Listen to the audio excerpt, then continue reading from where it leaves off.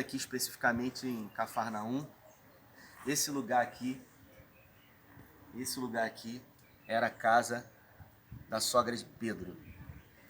Vocês podem observar ruínas que foram preservadas. É um lugar onde era uma habitação comum, muitas pessoas moravam aqui, Pedro morava aqui, e foi exatamente aqui em Cafarnaum que Jesus ele resolveu fazer a sua espécie de quartel-general, né, na Galileia. Se der para mostrar do outro lado ali, a gente tem o Mar da Galileia ao fundo, lá atrás, e é lá no início do Mar da Galileia que houve o chamamento de Pedro e também de Levi.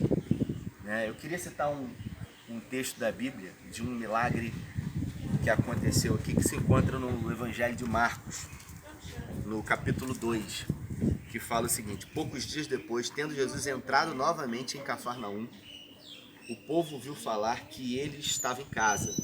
Ele morava aqui na casa da sogra de Pedro.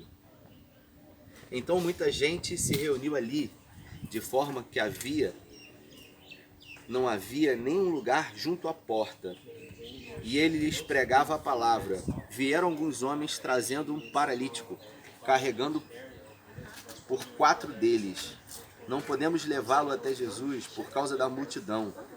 Removeram parte da cobertura do telhado onde Jesus estava e pela abertura do teto baixaram a maca que estava deitado o paralítico. Lembrando que a parte de cima do telhado era feita de uma espécie de folhagem de tâmara. Aqui a gente tem uma árvore, né, de tâmara, e eles utilizavam esse tipo de vegetação para colocar uma espécie de barro que eles pegavam próximo à beira do Mar da Galileia, e aqui eles tiraram esse telhado, né?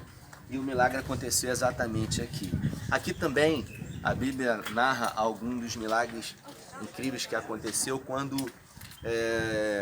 Jairo, o chefe da sinagoga, foi até Jesus, que encontrava sua filha terrivelmente doente. Se vocês podem observar aqui, ali era a sinagoga, Jairo era o chefe daquela sinagoga, Pedro morava aqui. Lembrando que Pedro era um judeu, digamos assim, de raiz.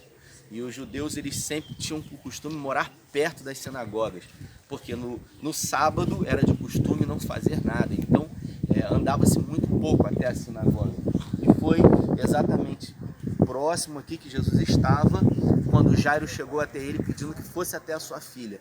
E do caminho daqui até a casa de Jairo, que morava atrás dessa ruína, que houve o encontro de Jesus com a mulher do fluxo de sangue.